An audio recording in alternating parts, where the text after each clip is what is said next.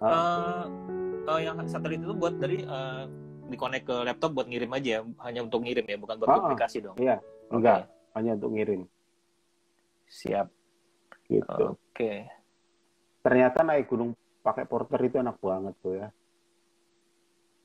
Kita tinggal jalan, porternya ngikutin.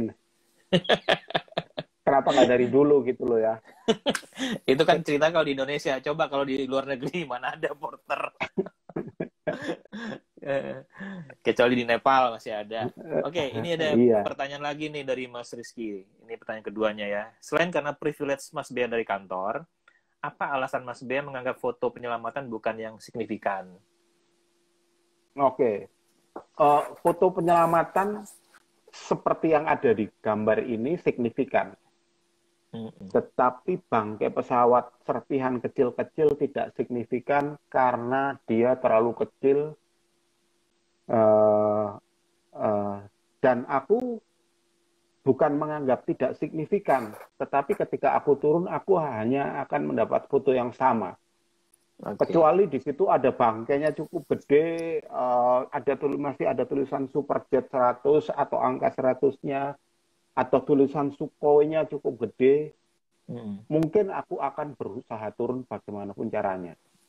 Tapi kalau aku tahu hanya serpihan-serpihan, nggak ada sesuatu, tidak menghasilkan foto yang signifikan, buat apa aku mengganggu proses evakuasi itu, gitu. Toh aku bisa ngambil dari orang lain, gitu. Dan hasilnya nggak jauh-jauh amat, gitu. Aku percaya dengan kemampuanku memilih foto. Maksudnya kalau toh ketika dia motret tidak terlalu bagus, aku tahu aku bisa mengcroppingnya dengan cukup bagus. Jadi buat apa memaksakan diri mengganggu orang lain, gitu. Sip. Itu ya jawabannya ya, Mas Rizky. Memang ada ego dari semua orang fotografer akan aku harus dapat gambar itu, gitu misalnya. Orang lain dapat, aku juga harus dapat, gitu. Tapi ya ego itu ada, di aku juga ada. Tapi buat aku, buat apa berusaha mendapatkan gambar yang tidak signifikan, gitu, dengan merusak orang lain, merusak kerja orang lain, mengganggu orang lain proses evakuasinya tadi. Gitu. Kira-kira kayak gitulah.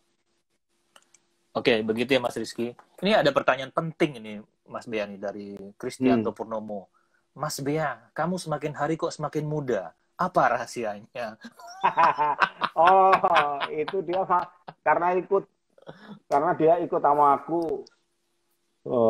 Makanya mudanya dia tak ambil sama aku.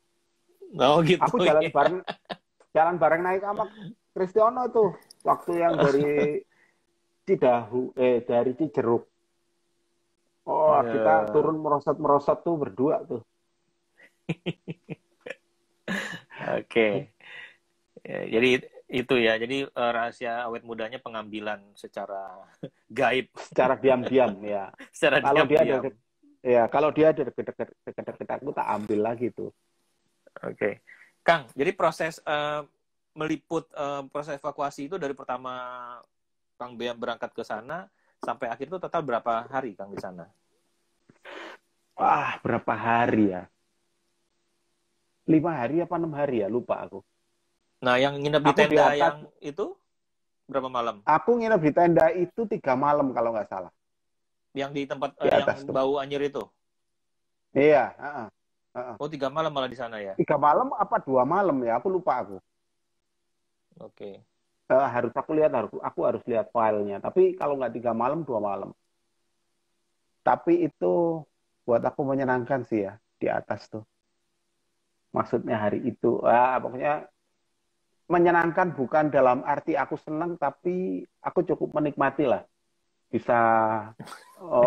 Aku bisa memutuskan mengambil foto orang lain, tapi aku menikmati proses mengambil foto motret kayak gitu.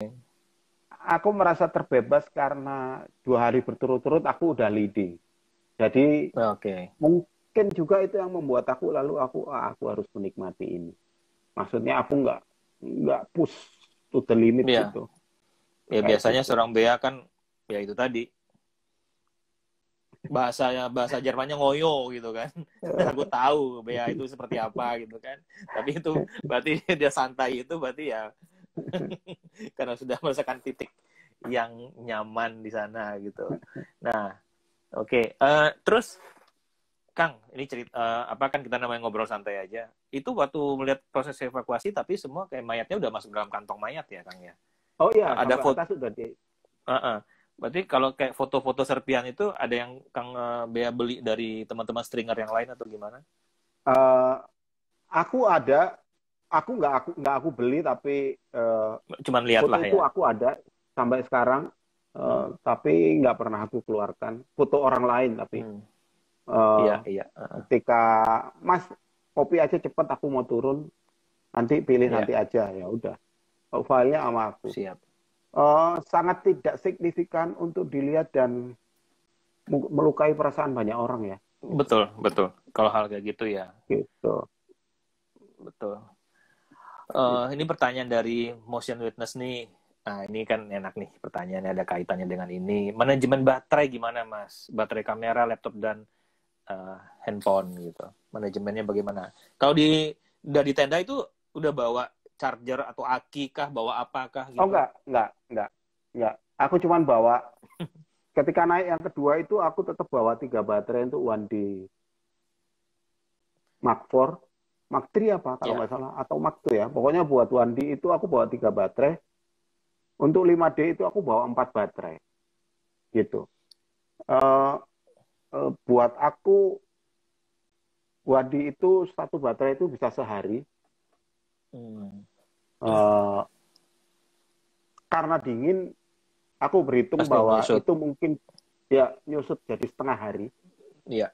Jadi aku tidak membuat kameraku on kalau aku tidak memutuskan untuk motret. Jadi aku mau motret baru aku on kan. Oh, oke. Jadi lebih awet lah motret aku matiin. Iya. Itu karena aku tak yakin aku tidak membawa charger. Dan aku yakin aku tidak akan lebih dari 4 atau 5 hari malam di atas. Gitu. Karena gini, itu pesawat jatuh. Berita itu akan dipakai oleh koran di luar biasanya hanya 4 sampai 5 hari. Setelah itu akan dilupakan. Karena akan ada berita lain yang lebih gede. Jadi ketika berita keluar pertama, peristiwa terjadi, foto itu akan dicari. Hari pertama, hari kedua, hari ketiga, pasti akan dicari sama koran-koran itu. Kalau sampai hari ketiga belum ada berita besar, ya itu masih akan dicari. Tapi misalnya berita ketiga, pada hari ketiga ada berita yang lebih besar, misalnya gempa bumi di mana, lalu berita Sukhoi itu udah nggak akan dipakai lagi. Gitu. Berarti Kang Bea berhitung itu hanya maksimum untuk 4 hari udah cukup gitu ya? Iya, benar. Gitu ya. Jadi ketika 4 hari udah cukup, aku naik itu sebetulnya aku cukup spending hari 2 malam di atas itu udah cukup, gitu. Selesai nggak selesai, aku akan turun karena foto itu udah nggak dibutuhkan, gitu. Oke. Jadi itu ya menjawab pertanyaan dari Mas Motion Witness ya. Dari Mbak Asih. Emang nggak mual, Mas, bau anjir gitu? Terus, abis liputan itu gimana melepaskan bayang-bayang yang tidak mengenakan? Mual enggak, Mbak. Cuman bau anjir itu ganggu memang. Karena mengganggu karena bau anjirnya aja. Kalau mual enggak.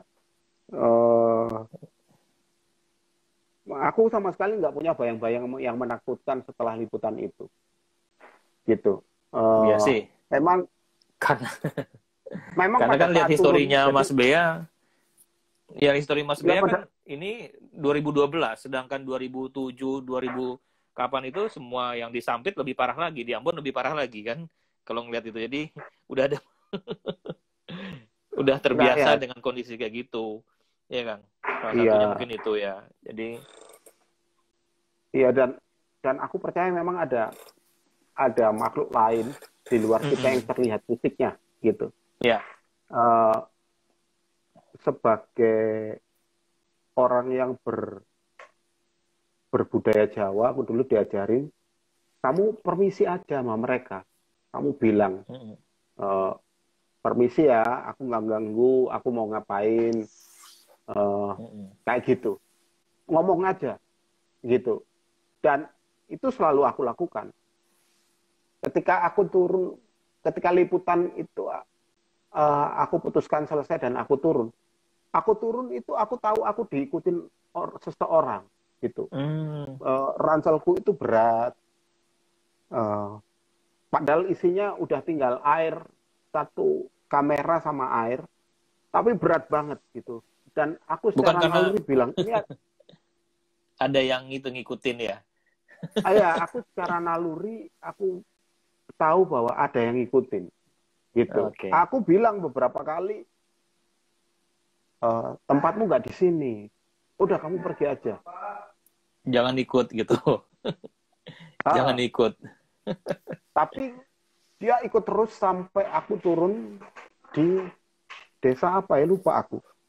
Jadi sopirku tak suruh jemput, terus aku turun itu sampai bawah aku jam 7 malam. Jadi jalan masuk ke desa itu jalannya udah remang-remang, udah gelap-gelap gitu. Aku jalan, terus aku lihat mobilku ada jauh, sopirku Arno itu ada. Terus aku nyampe. Jadi sepanjang jalan itu berat dan bau anyir itu terus sampai ke bawah. Sampai ke itu bawah. Turun itu sendirian atau ada yang lain, Kang? Itu turunnya waktu itu kita rame-rame, berapa orang? Rame-rame berapa wartawannya, lupa aku. Tapi sampai bawah kita udah pecah-pecah, udah mencar lah. Udah mencar lah gitu. Di bawah ada yang belok ke sana, ada yang belok sini. Aku janjian sama supirku di situ gitu. Dan di sepanjang perjalanan itu aku bilang, wah kayaknya ada yang ikut nih gitu. Anak-anak bilang, Mas Benny ngikutin aja, nakut-nakutin gitu. Aku bilang, enggak, aku nggak nakut-nakutin. Aku bilang gitu. Nah ketika sampai bawah, supirku lihat, terus aku sampai mobil, Warno, aku masukkan ranselku, porterku juga masukkan ransel, terus aku bilang sama Warno, minta baju dong, aku mau mandi. Aku bilang, iya Mas, mandi aja dulu. Ternyata nggak ada tempat mandi di situ. Terus ketika mau naik mobil, Warno bilang, Mas, di belakangmu ada orang ya? Gitu. Terus aku bilang, iya. Ngerasa, ngeliat gitu. Iya, Warno sering begitu. Terus aku bilang, iya udah dari atas. Tadi aku udah bilang sih, ya biar aja, habis gimana gitu. Udah diomongin nggak mau, berharap, masih bandel. Masih turun. Aku bilang, makanya aku mau mandi. Aku bilang, iya Mas, mandi dulu gitu. Rasa nggak ada kamar mandi.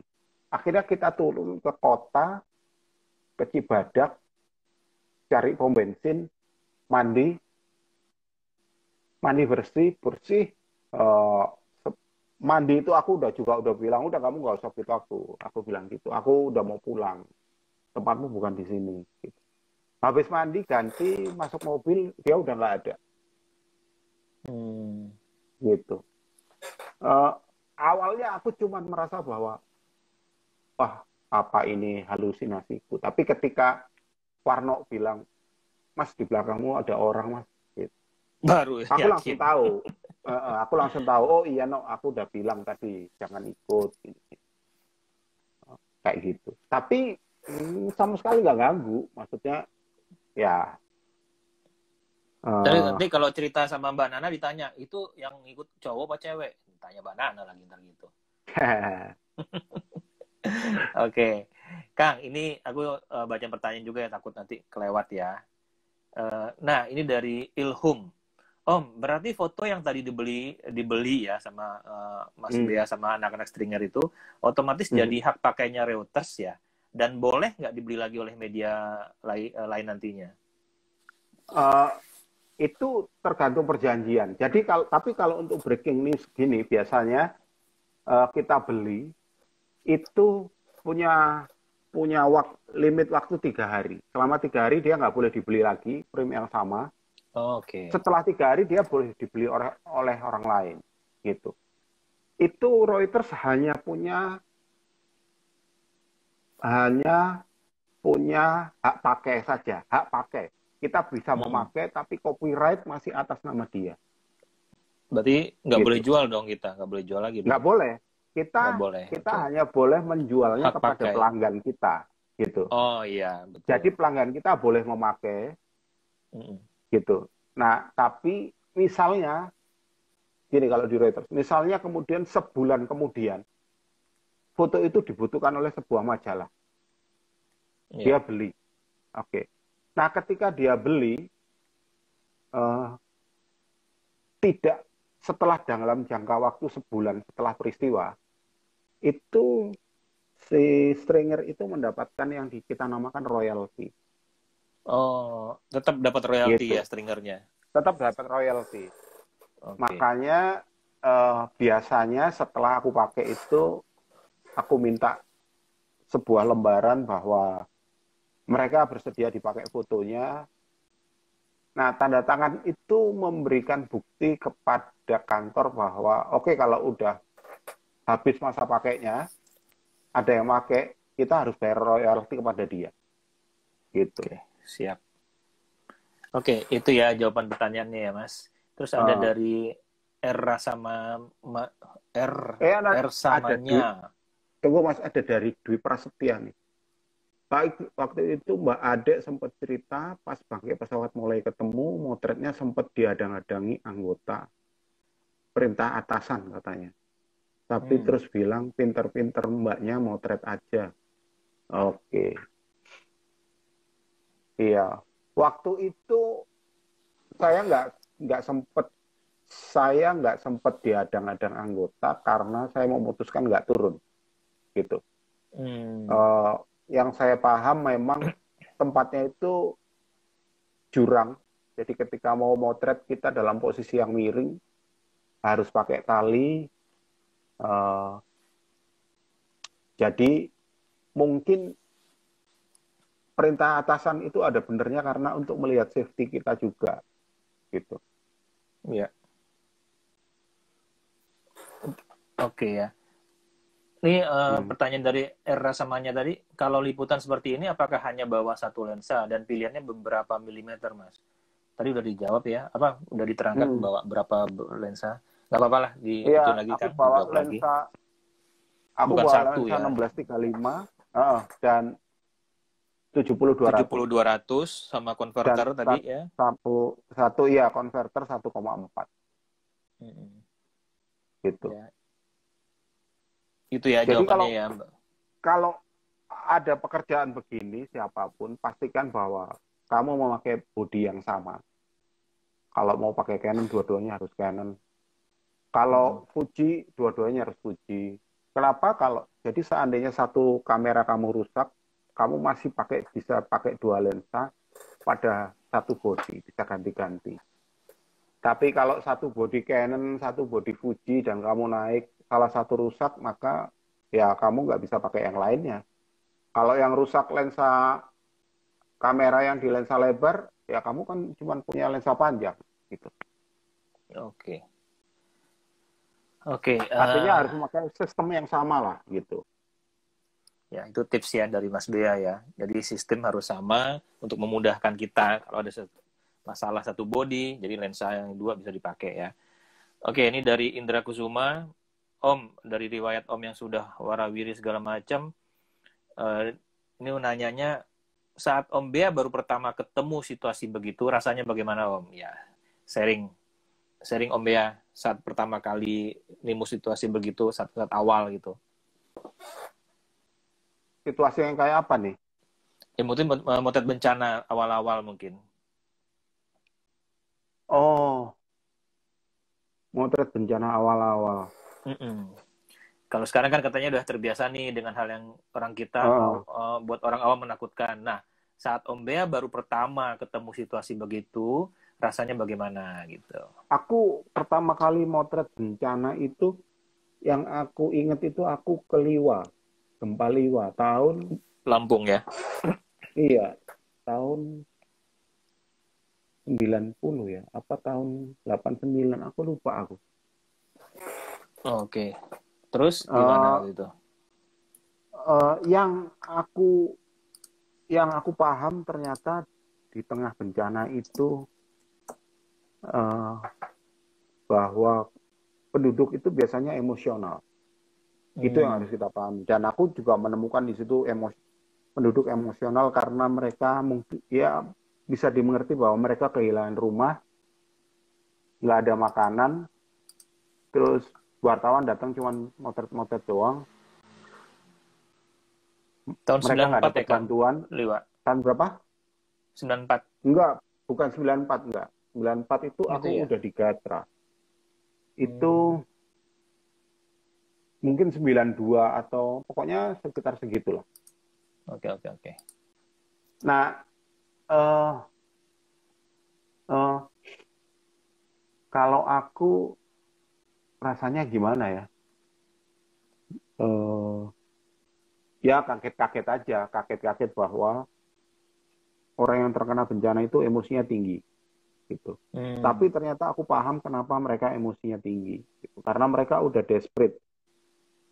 Misalnya 2-3 hari nggak makan, mereka kehilangan rumahnya rusak, mereka nggak tahu harus tidur di mana, masak di mana. Aku inget tuh di Liwa pada tahun itu tuh Amin Rais itu hampir dibunuh beramai-ramai sama penduduk Liwa karena gitu. dia datang sebagai ketua MPR apa DPR atau apa ya, atau anggota DPR ke situ. Dia datang cuman foto-foto sama mereka. Amin Rais nggak bawa bantuan, nggak bawa apa. Terus ada yang nyeletuk mencaci maki, kamu anggota dewan ngapain ke sini kalau kamu nggak bawa bantuan, gitu. Dan Amin Rais itu dirubung banyak orang pada lari menuju Amin Rais itu, sampai aku ingat tentara itu membuang tembakan karena keselamatan Amin Rais itu udah terancam, gitu. Dari situ aku paham bahwa oke, iya, ada yang salah di sini. Maksudnya ada sebuah keadaan baru buat aku yang aku harus mengerti, gitu. Nah dari situ aku selalu paham bahwa oke, kalau kamu datang ke sebuah bencana dan orang yang terkena bencana itu marah, jalan yang paling baik adalah kamu minta maaf, itu yang paling baik. Dan kamu pergi, gitu, nggak memaksakan diri. Aku ingat karena Amin Rais waktu itu sempat naik bangku pidato berapi-api, terus orang-orang marah, bahkan ada yang lempar-lempar segala. Amin Rais disuruh turun sama keamanan, terus dia dikejar, keamanannya buang tembakan, Amin Rais diselamatkan ke mobil. Aku ingat banget tuh, karena itu pertama kali aku lihat. Kayak gitu.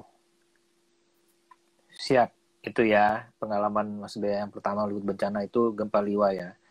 Oke, pertanyaan dari Galazar, nggak apa-apa lah nanyain ini. Sekarang lensa berapa yang jadi paling favorit Om Bea nih?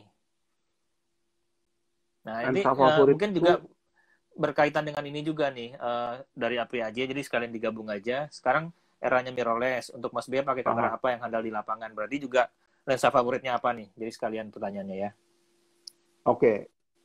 Lensa favoritku dari dulu itu ada 24 mili dan 35 mili. Gitu. Lensanya jurnalis. Iya. Aku sangat tidak suka lensa lebar, walaupun aku menyenangi 16-35 di Canon. Aku juga senang 10-24 di Fuji. Dulu aku pakai Canon, sekarang aku pakai Fuji. Dan menyenangkan lagi, Fuji itu ada seri water resistant ya. Jadi kena hujan dikit-dikit ya agak cuek lah gitu. Tapi lensa favoritku dari dulu 24 dan 35. Oke.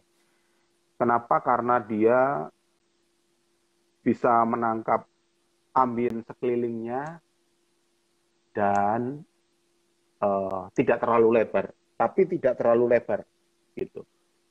Siap. Gitu. Oke, ini dari Diary of Light and Life. Kalau lokasi gelap di hutan, apa perlu pakai flash? Motretnya apakah ada batasan waktu? Apakah harus cepat-cepat? Oke.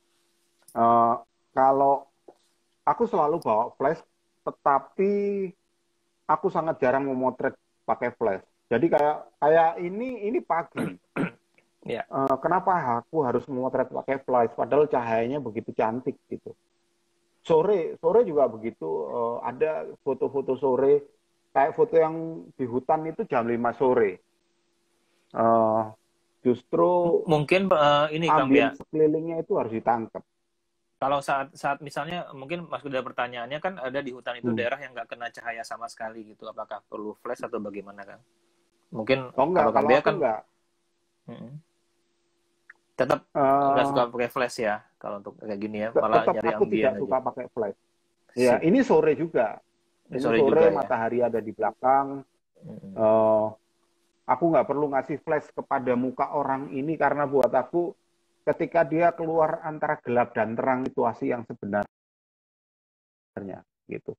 Emosinya itu ada di sini, emosinya ada di muka-muka yang gelap, ada garisnya itu, emosinya ada di api itu, emosinya itu ada di asap yang kecil-kecil itu, yang kalau dipakai flash itu semua hilang. Emosinya jadi hilang gitu. Oke ya, itu menjawab pertanyaannya ya. Terus ini dari Mas Roy ya. Ini soal masalah foto di Reuters lagi. Masa pakai sebuah foto dalam Reuters itu berapa lama ya Om Bea? Terlebih jika foto tersebut hasil karya dari seorang stringer. Masa pakai itu nggak terbatas sih. Nggak terbatas dalam arti gini, ketika aku sebagai staf membeli foto stringer, itu hanya dipakai pada batas pakainya itu hanya seminggu itu aja. Bahkan dalam kasus tertentu hanya sehari aja. Tapi rata-rata cuma seminggu. Setelah itu, ketika ada orang mau pakai lagi, bisa dipakai, tetapi pelanggan itu harus beli. Walaupun dia pelanggan. Begitu. Dan belinya itu bermacam-macam, maksudnya kalau dia pelanggan belinya lebih murah, kalau dia pelanggan misalnya mau dipakai sebagai cover, harganya lebih mahal gitu. Dan dari harga beli itu fotografer itu dapat royalti lagi. Bukan pada saat dibayar pertama ketika kita mau pakai gitu. Makanya stringer-stringer di Reuters itu selalu dapat royalti. Gitu. Mbak ini itu paling rajin ngurus royalti stringer-stringer di Indonesia. Siap. Kang, ini waktunya ternyata udah hampir 2 jam. Kita cuma punya waktu 1 menit lagi. Jadi mungkin saya akan tutup sesi obras kita malam ini, Kang. Saya ucapkan terima kasih buat Mas Bea untuk sharingnya, ya, pengalamannya. Mohon maaf ada beberapa pertanyaan dari teman-teman yang tidak terjawab. Mungkin Mas Bea ngasih kata terakhir deh buat teman-teman, Kang. Ya, terima kasih ya teman-teman. Masih ada 1 menit, Kang. Monggo. Apa ya? Oh, gini.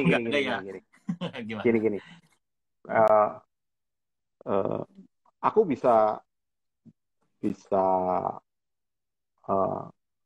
memotret all out itu karena aku membuat fotografi. Ya, fotografi itu hobi. Tapi ketika aku bekerja di Reuters atau ketika aku bekerja di media, aku sadar bahwa aku bekerja pada sebuah sistem bisnis. Aku memotret dan aku dibayar. Siap. Lalu banyak implikasinya. Artinya ketika aku dibayar, aku masuk pada satu sistem, misalnya ya aku harus memenuhi deadline Jepang jam segini, Australia itu harus tak tutup. Tinggal 7 menit lagi, Kang. Tapi